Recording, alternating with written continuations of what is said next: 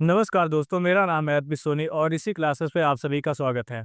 आपको पहलगाम अटैक तो याद ही होगा। जैसे कि आप जानते हैं कि ये पहलगाम अटैक टीआरएफ के द्वारा कराया गया था। टीआरएफ का फुल फॉर्म है द रेसिस्टेंस फ्रंट। ये अलकायदा का ही एक पार्ट है, यानी कि एक आतंकवादी संगठन है जो कि पाकिस्तान की तरफ से ऑपरेट किया जाता है इंडिया में। तो इसी ने पहलगाम का टेररिस्ट अटैक कराया था। तो रिसेंटली एक डेवलपमेंट ये हुई है कि यूनाइटेड स्टेट ऑफ अमेरिका ने, जिसे हम यूएसए भी कहते हैं, उसने द रेजिस्टेंट फ्रंट को एक आतंकवादी संगठन डिक्लेयर कर दिया है। अब इसके डिक्लेयर होने से बहुत ही ज़्यादा अच्छा न्यूज़ हमारे लिए आता है, क्योंकि इससे अब पूरे दुनिया के लोग, पूरी दुनिया की कंट्री इनके ऊपर सैंक्शन लगाएंगे। अब वो किस टाइप के सैंक्शन है और यूनाइटेड नेशन सिक्योरिटी काउंसिल के द्वारा अब इसके ऊपर क्या एक्ट किया जाएगा, इसके बारे में हम जानते हैं। इसके बारे में हम पढ़ेंगे एक नया कमेटी जिसका नाम है द यूनाइटेड नेशन 1267 कमेटी। इसका नाम है यूनाइटेड नेशन 1267 कमेटी। ये ऐसी कमेटी है जिसके अंदर डेजिग्नेटेड टेररिस्ट या डेजिग्नेटेड टेररिस्ट ग्रुप को ऐड किया जाता है, और जब ये इस ग्रुप में ऐड हो जाते हैं तो इनके ऊपर बहुत ही कड़ी कार्रवाई की जाती है। आप लोग जैसे जानते होंगे कि अब यूनाइटेड नेशन का सिक्योरिटी काउंसिल या पूरा यूनाइटेड नेशन अब कुछ रह नहीं गया, एक बस खाली ढांचा बचा है, लेकिन उसका कोई सिग्निफिकेंस नहीं रह गया। लेकिन ये जो टेररिज्म का इसका विंग है या टेररिज्म की जो बॉडी है जिसे हम 1267 कमेटी कहते हैं, ये अभी भी बहुत ही बढ़िया से ऑपरेशनल है और इसकी अभी भी कुछ वैल्यू बची हुई है, क्योंकि ये जो भी एक्ट करते हैं या फिर जो भी रेगुलेशन लगाते हैं इन टेररिस्ट के ऊपर, वो बहुत ही प्रभावशाली होते हैं। इसलिए हमको इनके बारे में जानना जरूरी है।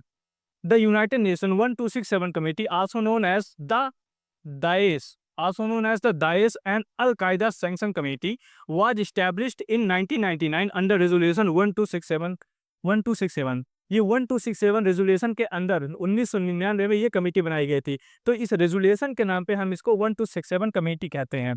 इसको अदर नाम से भी जानते हैं, जैसे कि Daesh and al Qaeda sanction committee के नाम से भी जानते हैं, क्योंकि सबसे पहले इसको अल-कायदा पे सैंक्शन लगाया गया था, इसलिए इसके नाम से भी जानते हैं।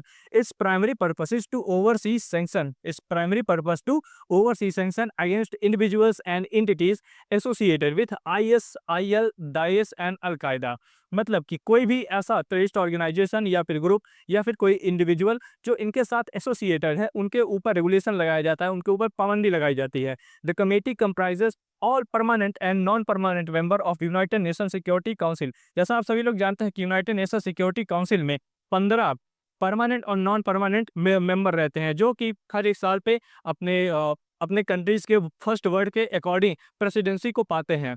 उनके अंदर इंडिया भी है और पाकिस्तान भी है। उसी तरह ये 50 परमानेंट और नॉन परमानेंट मेंबर्स ही हैं जो इस कमेटी के अंदर आते हैं of United Nation Security council and has evolve over times, particularly after the September 11 2001 attack. ये तब बढ़िया से एक्ट में आते हैं जब 2001 में सितंबर 11 2001 में टेररिस्ट अटैक हुआ था। उसके बाद से attack to strength its sanction regime, the committee maintains a consolidated list of designated individual and entities which member state are required to be implemented. इस कमेटी के अंदर कुछ consolidated list of designated individual and entities, ये individual का मतलब ही यही terrorist या फिर कोई भी ऐसा व्यक्ति जो भी आतंकवाद से रिलेटेड होता है, उनका एक लिस्ट बनाया जाता है जिसमें उनके नाम होते हैं और उनके ऊपर बढ़िया से रेगुलेशन लगाया जाता है। In the aftermath of the Pahalgam terrorist attack, India has decided to send a team to the United Nations Security Council और यूनाइटेड नेशन सिक्योरिटी काउंसिल के 1267 जो कमेटी है उसके पास इंडिया अपना एक टीम भेजता है। कब भेजता है? पहलगाम टेररिस्ट अटैक होने के बाद। इसलिए क्योंकि टीआरएफ ने ये रिस्पॉन्सिबिलिटी अपने ऊपर ले ली थी कि ये अटैक, पहलगाम का अटैक हमने ही कराया था, तो हमारे पास पूरा एविडेंस था कि इसमें टीआरएफ शामिल है और हमारे पास एक अपॉर्चुनिटी थी कि हम टीआरएफ को एक टेररिस्ट ऑर्गेनाइजेशन डिक्लेयर कर सकते हैं और 1267 कमेटी के अंदर इनका नाम डाल सकते हैं। उसके बाद क्या होता है? Junction committee scheduled to meet this week to designate the resistance front. जो टीआरएफ है उसी का फुल फॉर्म है the resistance front as a terrorist organisation imposing sanction and travel bans on its member. तो जब भी कोई भी टेररिस्ट ग्रुप या इंडिविजुअल इस कमेटी के अंदर आ जाता है, उनका नाम आ जाता है, वो डेजिग्नेट हो जाते हैं कि एक टेररिस्ट है, तो उनके ऊपर कई सारी पाबंदियों में से पाबंदी जो लगती है वो है उनके ऊपर सैंक्शन लग जाना, आर्म्स एम्बार्गो लग जाना या फिर फाइनेंशियल एसेट को उनको फ्रीज कर देना। ये सारे उनके ऊपर पाबंदियां या फिर इम्प्लीकेशंस होते हैं। हम इनके बारे में आगे भी देखते हैं। India has describe the TRF the front of लश्कर तैयबा, ये फ्रंट है लश्कर तैयबा का, and accused it for carrying out Pahalgam terrorist attack. In its report the morning team of the panel noted that the TRF had taken responsibility of this attack. Pahalgam terrorist attack होने के बाद TRF ही था जिसने इसकी responsibility ली थी। तो India ने इसको जाके यूनाइटेड नेशन सिक्योरिटी काउंसिल में डिक्लेयर किया और बताया कि इसने अपने ऊपर जिम्मेदारी ली है, तो इसको अब एक टेररिस्ट ऑर्गेनाइजेशन डिक्लेयर करिए। It had sent a technical team to United Nations to convey. Technical team had reached out to the members of the United Nations Security Council and briefed official of the 1267 sanction committee. 1267 sanction committee के जो भी official थे उनके सामने हमारे technical team जाते हैं, India के टेक्निकल टीम, और उनको बढ़िया से क्लियरली ब्रीफ करते हैं कि कैसे पहलगाम का टेररिस्ट अटैक हुआ और कैसे टीआरएफ ने इसकी responsibility Lee.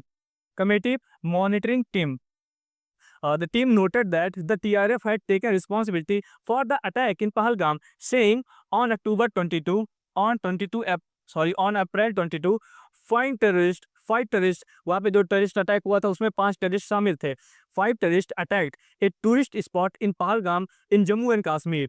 26 civilians were killed, हमारे 26 सिविलियंस की जान गई थी। 26 सिविलियंस वर किल्ड।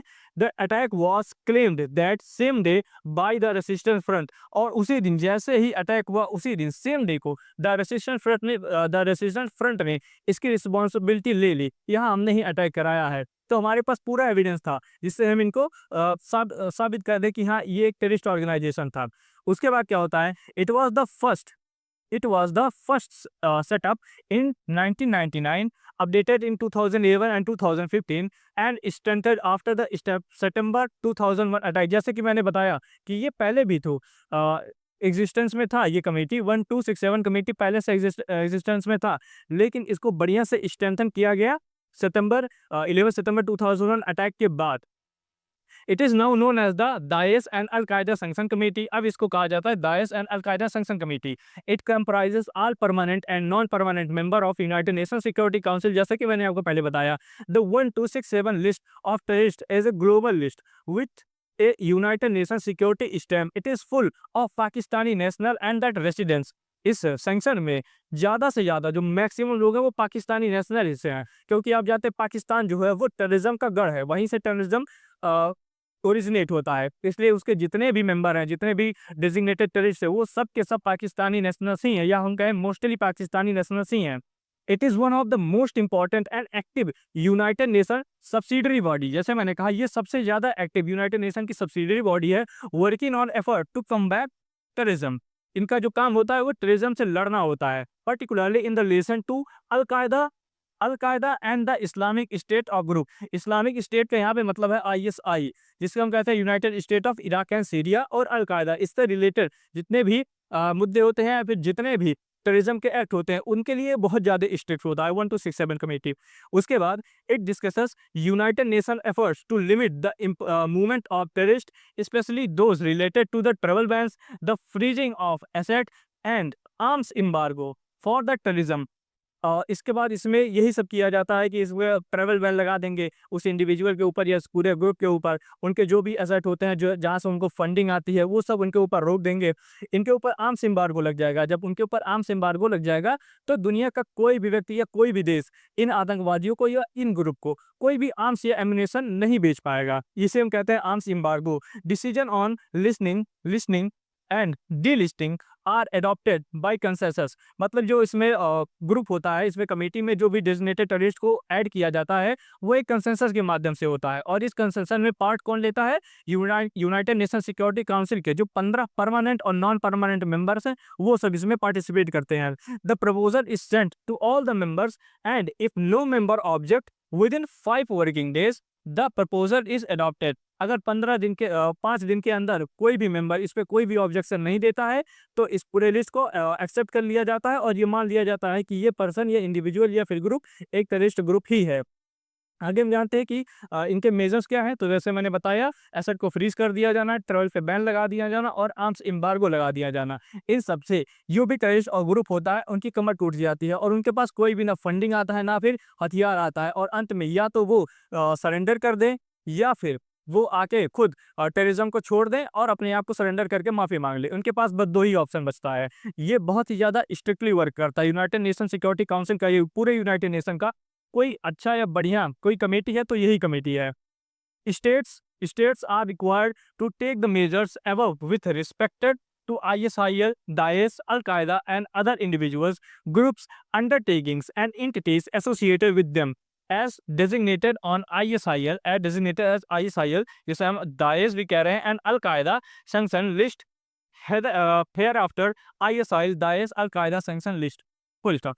तो जो भी था, आई थिंक ये आपको समझ में आया होगा कि इसमें क्या-क्या किया गया है, क्यों द रेजिस्ट्रेशन फ्रंट को इस I-1267 कमेटी के अंदर शामिल करना इतना ज़रूरी था। ऐसा करके अब हमारे पास बहुत ही अच्छा अपर हैंड है। हम पाकिस्तान को उसका जो असली चेहरा है, हम यूनाइटेड नेशन के सामने और इसके साथ-साथ पूरे दुनिया के सामने दिखा सकते हैं कि कश्मीर एक अच्छा जगह है, लेकिन उसको टेररिज्म के माध्यम से बर्बाद कर दिया जा रहा है, जिसे हम दुनिया का स्वर्ग कहते हैं, उसको अब बर्बाद कर दिया जा रहा है। तो आई थिंक आपको पूरा वीडियो समझ में आया होगा। अगर आपको कहीं भी कोई भी डाउट होते हैं, तो आप कमेंट करिए, आपको इसका रिप्लाई दिया जाएगा। फिर आपसे मिलते हैं नेक्स्ट वीडियो में, तब तक के लिए जय हिंद।